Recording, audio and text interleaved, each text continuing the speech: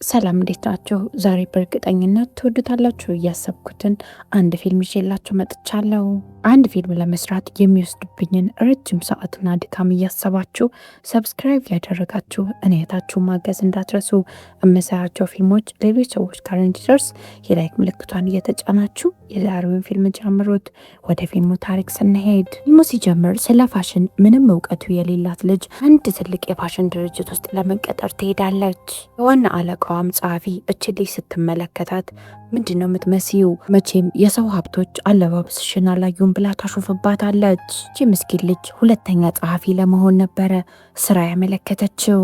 እውነቱ ከሆነ የድርጅቱ ዋና ኃላፊ እችን ልጅ አይታት ቢሆን ኖሮ አይደለም ስራ ልትቀጥራት እዚህ ህንፃ ላይ አንድ እግሯ እንኳን እንዲያርፍ አትፈቅድላትም። ኤሚሊም ስራው እንዴት እንደሚሆን እያብራራችላት ተከታይኝ እያለች ፈጠን እያለች እየተራመደች ወደ ቢሮ እየወሰደቻት ነው። ኤሚሊም እዚህ ድርጅት ውስጥ ከሰራሽ ምንም አታስቢ፣ የፈለግሽበት የፋሽን ድርጅት ውስጥ በቀላሉ ስራ ማግኘት ትችላለች ትላታለች። እንዲህ በጣም በሚገርም ሁኔታ ምንም ፋሽን እንደማትወድ ነገረቻት። እናም ዋና አለቃዋ ምራንዳንም እንደማታውቃት ነበር የነገረቻት። በዚህ ሰዓት ስልክ ይደወልና ምራንዳ ደርሳለች ተብሎ ለኤሚሊ ተነገራት። ሁሉም ሰራተኞች ምራንዳ መታለች የሚለውን ነገር ሲሰሙ መዘገጃጀት ይጀምራሉ። ኤንዲ ግራ ተጋብታ ቀጥ ብላ ቢሮ መሃል ላይ ቆማለች። ድርጅቱ ሰራተኞች በጠቅላላ መሯሯጥ ይጀምራሉ።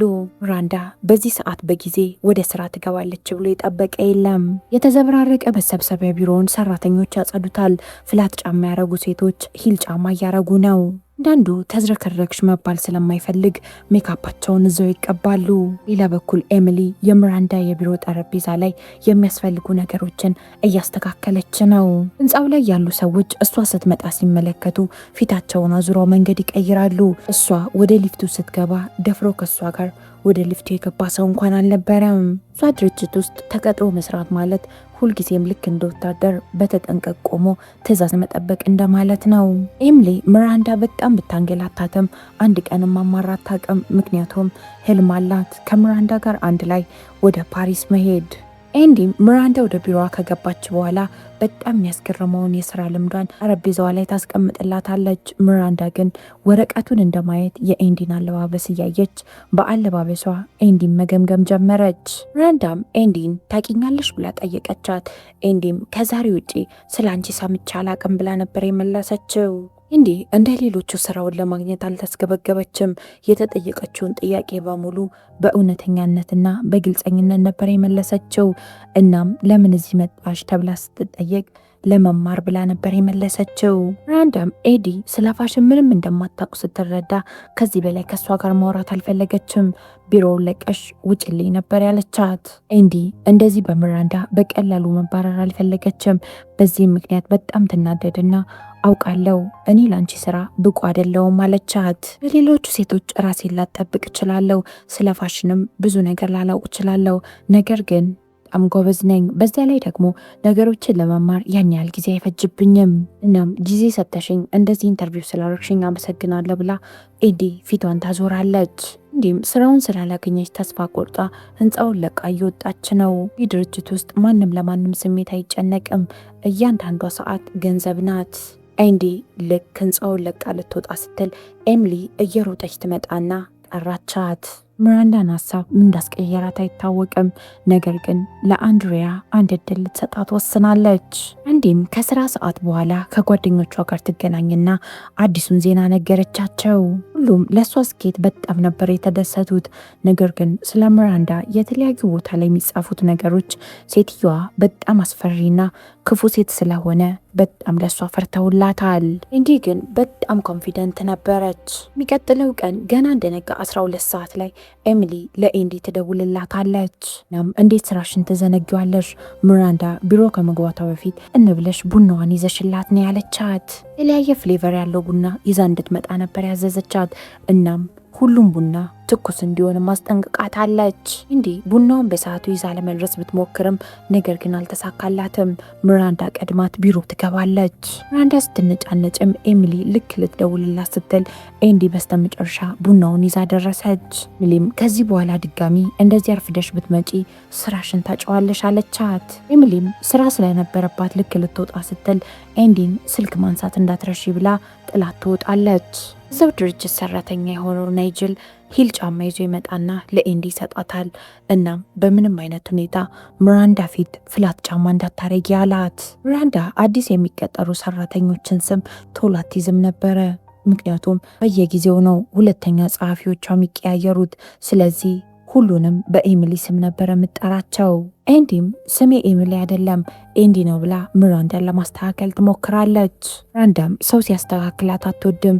በዚህ ምክንያት በጣም ተናዳ የፌት ሳቅ ትስቅና ሌላ ስራ ሰጠቻት። ሚራንዳ ኤንዲ አዲስ መሆኗ አላስጨነቃትም። በጣም ብዙ ስራ በአንዴ ደራርባ ሰጠቻት። ኤንዲም እሺ ብላ ልትወጣ ልክ ፊቷን ስታዞር ሚራንዳ ታስቆማትና ከታች ወደ ላይ አየቻት። ሚራንዳ የኤንዲ አለባበስ በህግ የሚያስጠይቅ ቢሆን ኖሮ ታስጠይቃት ነበር። ኤንዲም ፈጠን ብላ ከቢሮ ከመውጣቷ በፊት ናይጅል የሰጣትን ሂል ጫማ ታደርገዋለች። ኤሚሊም በትክክለኛው ሰዓት ተመልሳ መጣች። ኤንዲም የታዘዘችውን ስራ ስትነግራት ኤሚሊ በጣም ነበር የተናደደችው። ልትረዳት ባትፈልግ እንኳን የአንድሪያ ጥፋት መልሶ ወደ እሷ እንደሚመጣ ስላወቀች ሳትወድ በግዷ ትረዳታለች። ኤንዲም የታዘዘችውን ነገሮች ለማምጣት ፈጠን ብላ ከቢሮ ወጣች። ሚራንዳ ከውጪ በገባች ቁጥር ቦርሳዋንና የለበሰችውን ጃኬት የምትወረውረው የአንዲ ጠረጴዛ ላይ ነበረ።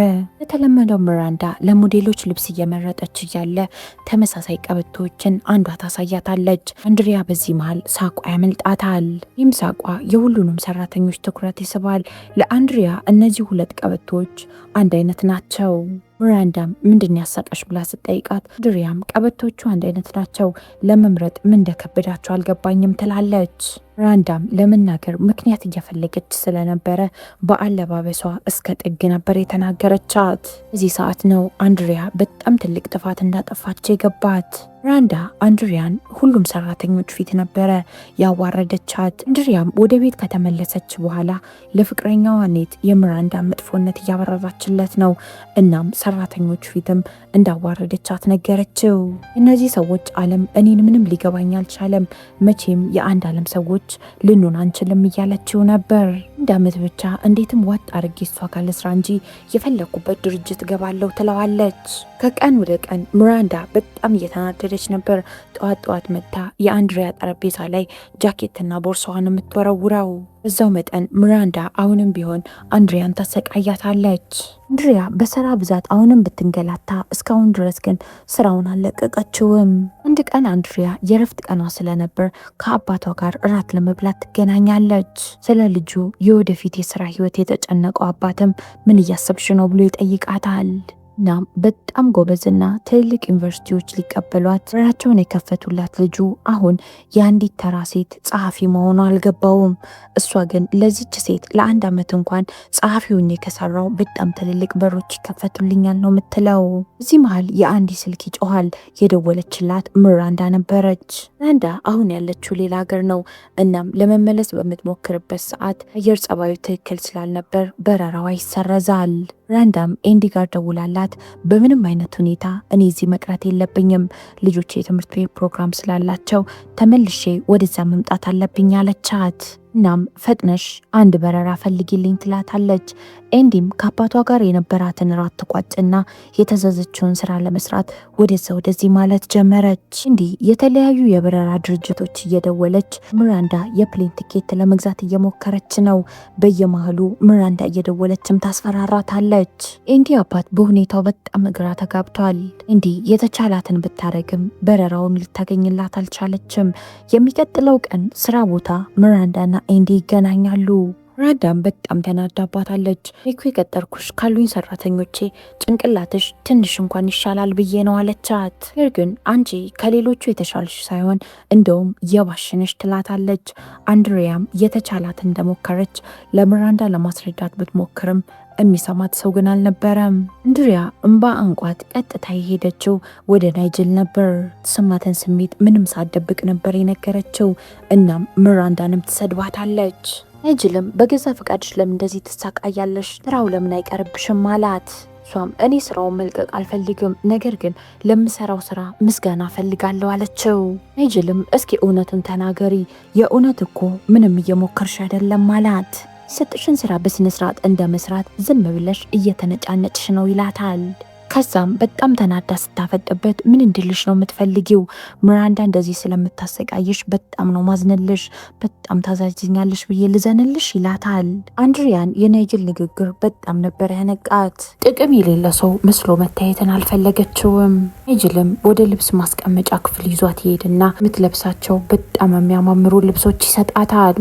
እንዲሁም የናይጅልን ንግግር ተቀብላ የምትሰራበትን ኢንቫይሮንመንት ለመምሰል ሄዳ ጸጉሯን ተቆርጣና የሚያምር ልብስ ለብሳ ወደ ቢሮ ተመልሳ ትመጣለች።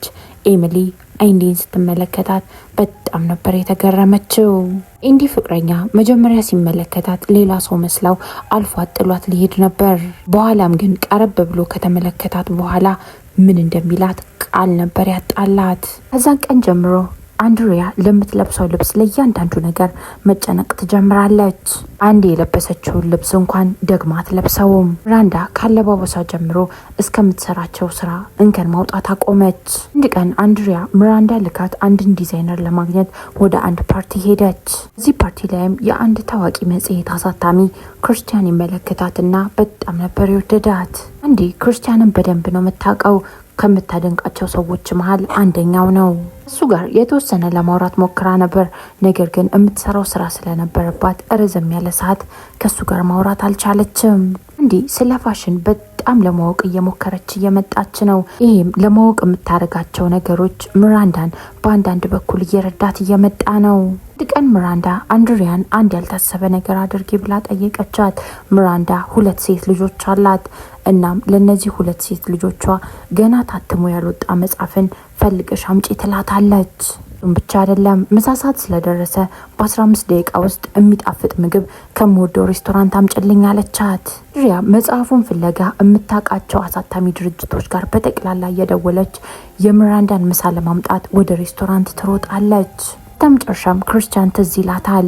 እዛ ፓርቲ ላይ የተዋወቀችው ሰው እንዴትም ብላ ምራንዳ የምትወደው ምግብ ባለችው ደቂቃ ጠረጴዛዋ ላይ ያስቀመጠችላት። ምራንዳ ምግቡን ካየች በኋላ ሀሳቤን ቀይሬያለሁ፣ ውጪ ነው ምግብ ምበላው፣ ነገር ግን የልጆቼን መጽሐፍ አደራ ትላታለች። ባልኩሽ ሰዓት የልጆቹን መጽሐፍ ማታደርሽላቸው ከሆነ ድጋሚ እዚህ ስራ ቦታ እንዳላገኝሽ አለቻት።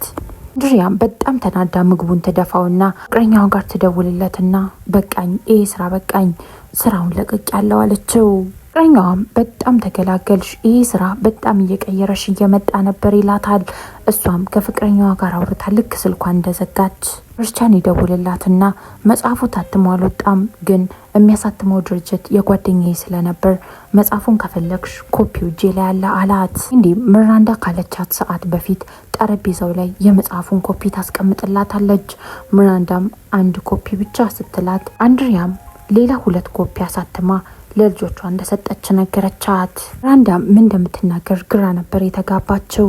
ውጪ ላይ የፎቶ ሹት ስለነበረባቸው ሁሉም እዛ ስራ ተጠምደዋል። በዚህ መሀል ናይጅል አንድሪያን ያገኛትና እንዴት ነሽ ብሎ ጠየቃት። እሷም ፍቅረኛዬ ጋር ጥሩ ሁኔታ ላይ አይደለም ያለ ነው፣ ቅርቡ የምንጣላ የመሰለኝ ነው ትለዋለች። እሱም አብዛኛው ጊዜ ስራሽ ላይ ስተተኩሪ እንደዚህ ነው የሚፈጠረው አላት። የሚቀጥለው ቀን የፍቅረኛዋ ኔት ልደት ስለነበረ በጊዜ ስራዋን ጨራርሳ ልክ ከስራ ልትወጣ ስትል አንዳ መልሳ ትጠራትና ምሽት ላይ የሚዘጋጅ አንድ ትልቅ ፕሮግራም አለ፣ እናም እዛ ፕሮግራም ላይ እንድትገኝ ነገረቻት።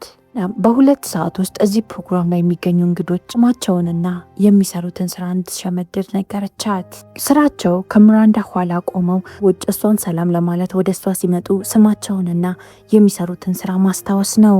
ዛን ቀን ምሽት ኤሚሊ በጣም አሟት ስለነበረ አብዛኞቹን ሰዎች ማስታወስ አልቻለችም። ድሪያም የእሷን ቦታ ተክታ ፈጠን እያለች የሰዎቹ ማንነት ለምራንዳ ትናገራለች። እንድሪያ ስራዋን በጥሩ ሁኔታ ጨራርሳ ወደ ቤት ስትሄድ ፍቅረኛዋ በጣም ተናዶባት ነበር።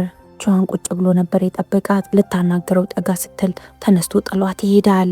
ድሪያ ስራ ላይ እያሳየችው ባለው ኃይል በጣም ተደስታባት ምራንዳ አብዛኛውን ነገር የምታዘው እሷን ነው። እናም የኤሚሊን ቦታ ራሱ ተክታ የመጀመሪያዋ ጸሐፊ እሷ ሆነች። ይህም ማለት ከምራንዳ ጋር የፋሽን ሳምንትን ለማየት ወደ ፓሪስ የምትሄደው አንድሪያ ናት ማለት ነው። ይሄ ደግሞ ለኤሚሊ በጣም ትልቅ ሞት ነው። ይህ የኤሚሊ የረጅም ዓመት ህልም እንደሆነ ስለምታውቅ ህልሟ ላይ መረማመድ እሷ ምንም ደስታን አልሰጠውም። ግን አልፈልግም አልሄድም ማለት አትችልም። ምክንያቱም ምራንዳ እንደዚህ አይነት ነገር አትቀበልም። ድሪያም በጣም ግራ ተጋብታ ወክ እያደረገች ወደ ቤት መሄድ ጀመረች። ይህ ትክክለኛው ነገር ማለት ነው? ራሴ ህልም እንዲሳካ በሰዎች ህልም ላይ መረማመድ እያለች ደጋግማ እያሰበችበት ነበር። ግሮች መልስ ለማግኘት ደጋግማ ባሰበች ቁጥር ላሹ ምን እንደሆነ ግራ እየገባት እየመጣ ነው። የሚቀጥለው ቀን ምራንዳ ወደ ቢሮ ስትገባ ቦርሳዋና ጃኬቷን የወረወረችው የአንድሪያ ጠረጴዛ ላይ ሳይሆን የኤሚሊ ጠረጴዛ ላይ ነበር። እናም አንድሪያ ብላ በሙሉ ስሟ ጠርታ እንዳትረሺ ለኤሚሊ አንቺ ፓሪስ እንደምትሄጂ ንገሪያት አለቻት። ኤሚሊ አሁን የምትሰራቸው ስራዎች በፊት አንድሪያ አዲስ እያለች የምትሰራቸውን ስራዎች ነው። አንድሪያ ለኤሚሊ ስልክ ደውለላት ስለ ፓሪስ ልክ ልትነግራት ስትል ሳታስበው ኤሚሊን ታክሲ ገጫታል። ድሪያ ሳትወድ በግዷ ኤሚሊ ሆስፒታል ውስጥ ሆና ራሱ ዜናውን መናገር ነበረባት። ኤሚሊ በጣም ነበር የተጎዳችው። የሰውነቷ ጉዳት ሳያንስ ሳካዋለው እሄዳለሁ ብላ ያለመችው ነገር እሱም አልተሳካላትም። አንድሪያ ህይወት እሷን ባልጠበቀችበት መልኩ በጣም እየተቀየረ እየመጣ ነው። ፕሮግራም ላይ አሁንም በድጋሚ ከክርስቲያን ጋር ይገናኛሉ። እዛም ተሰነባብተው ሊሄድ ሲል ጉንጯን ይስማታል። ሲስማት ጓደኛዋና የፍቅረኛዋ ጓደኛ አዩአቸው። እንዲህም በመካከላቸው ምንም ነገር እንደሌለ ለጓደኛዋ ልታብራራላት ብትሞክርም ጓደኛዋ ግን ልታምናት ፈቃደኛ አልነበረችም። እዚህ ሰዓት እዚህ ፕሮግራም ላይ ኔትም ይገኛል። ኤንዲም በጣም ተናዳ ስለነበር ንዴቷን ኔት ላይ ነበር የተወጣችው። ኔትም ከኋላ እየተከተላት እኔ ምንድን ያጠፋሁት ብሎ ይጠይቃታል። እንዲህም ምንም ምርጫ አልሰጠኸኝም ትለዋለች። እኔ ምርጫ ሳልሰጥሽ ቀርቻ አይደለም፣ አንቺ እነዛን ሴቶች መቼም አልሆንም እያልሽኝ እነዛን ሴቶች ሆንሽ ይላታል። አብዛኛው ጊዜ የምታሳልፊው በስራ ነው፣ ለእኔ የሚሆን ጊዜ የለሽም ይላል። ነጋግረው ምንም መግባባት ሳይችሉ እሱም ጥሏት ይሄዳል። እናት በኋላ አንድሪያ ከምራንዳ ጋር ወደ ፓሪስ ትሄዳለች። እዚህ የፋሽን ሳምንት ላይ የተለያዩ የልብስ ዲዛይኖች ታያለች። ምንም አይነት ሁኔታ አገኛቸዋለሁ ብላ ያላሰበቻቸውን ትልልቅ ሰዎች እዚህ ፕሮግራም ላይ ተዋወቀች። ተመሳሳይ ሰዓት ክርስቲያንም እዚህ ፕሮግራም ላይ ተጋብዞ ስለነበር ከሱ ጋርም ተገናኘች። አድካሚ ቀን በኋላ አንድሪያ ምራንዳን ለማናገር ወደ ሆቴል ክፍሏ ስትሄድ ያልጠበቀችውን የምራንዳን ሳይድ ነበር ያየችው። ምራንዳ ከባሏ ጋር ተጣልታ እያለቀሰች ነበር። ምራንዳም ከባሏ ጋር ልትፋታ እንደሆነ ለአንድሪያ ትነግራታለች። አንድሪያም በጣም ነበር የደነገጠችው። ነገር ግን የልብ ህመሜን ማስታመምበት ምንም ጊዜ የለኝም፣ ስራችንን መቀጠል አለብን ትላለች። አንዳ ባላት ሰዓት ወይ ስራዋን ማዳን አለባት ወይ ደግሞ ትዳሯን። ምራንዳ ግን የመረጠችው ትዳሯን ሳይሆን ስራዋን ነበር። የዛን ቀን ምሽት ናይጅል በጣም ተደስቶ ለአንድሪያ የስራ እድገት ላገኝ ነው ብሎ ነገራት። ዲም ለናይጅል በጣም ተደስታ ጥሩ ጊዜ ያሳልፋሉ። ምሽቱን ደግሞ ክርስቲያን ጋር ታሳልፋለች። ግን የሚቀጥለው ቀን ጠዋት አንድ ያልጠበቀችውን ዜና ትሰማለች። ምራንዳ የምትሰራበት ድርጅት ዋና ኃላፊዎች እሷን ከቦታዋ አስነስተው ክርስቲያንን በሷ ቦታ ሊያስቀምጡት እንደሆነ አወቀች። ዲም ይህ ነገር ከመፈጠሩ በፊት ምራንዳን ታገኛትና ሁሉንም ነገር ነገረቻት። ምራንዳ ሰምታው ስለነበረ ምንም አልደነቃትም። ምራንዳ ቦታዋን ላለመልቀቅ ምንም ነገር ታደርጋለች። በዚህ ምክንያት ቀኝ እጇን ሁል ጊዜ የሚደግፋት አሁን የስራ እድገት ልትሰጠው የነበረው ናይጅልን ልትክደው ግዴታ ነበረ። 18 ዓመት ይህንን የስራ እድል ለማግኘት ሲሰራ ነበር የኖረው። ነገር ግን የስራ እድሉን ለሌላ ሰው ሰጠችው። ይህንንም ያደረገችው ራሷን ለማዳን ነበር። ወደ ቤት እየተመለሱ ሚራንዳን አንድሪያን አመሰገነቻት። አንቺን ሳይሽ ራሴን ነው የምታስታውሽኝ፣ እኔም ወጣት በነበርኩበት ሰዓት ልክታች ነበርኩ አለቻት። አንድሪያም እኔና አንቺ በፍጹም አንመሳሰልም፣ የራሴን ህይወት ለማቃናት ብዬ ሰዎችን ህይወት ለማበላሸት አልሞክርም አለቻት። ሚራንዳም አላረገውም ትያለሽ እንጂ አደረግሽው እኮ ኤሚሊ ላይ ያደረግሽው ትላታለች። እናም ይህንን ህይወት የምትፈልጊው ከሆነ እንደዚህ አይነት ምርጫዎች የግድ ናቸው አለቻት። አንድሪያ ለመሆን የምትፈልገው ነገር በጠቅላላ ጤነኛ እንዳልሆነ ተረዳች። ከዛም ፊቷን አዙራ ሚራንዳን ጥላት ትሄዳለች። ሚራንዳም ደወለችላት። አንድሪያም ስልኩን እንደማንሳት ስልኩን ወደ ፋውንቴኑ ነበር የወረወረችው። አንድሪያ ወደ ኒውዮርክ ከተመለሰች በኋላ በፊት የምትለብሰውን አለባበስ ትታው ወደ ድሮዋ አንድሪያ ትመለሳለች። ሞንም ለማሳካት አንድ ብላ ጀመረች። ትንሽዬ ጋዜጣ አሳታሚ ድርጅት ውስጥ ተቀጠረች። ሚሊ ጋርም ትደውልላትና ከፓሪስ ይዛ የመጣቻቸውን ውድ ውድ ልብሶች ልትሰጣት ፈቃደኛ ትሆናለች፣ በማዕከላቸው እርቅ ለማውረድ። ሳምንታት በኋላ አንድሪያና ሚራንዳ መንገድ ላይ ይገናኛሉ። ሚራንዳ አሁን ወደ ስራዋ ተመልሳለች።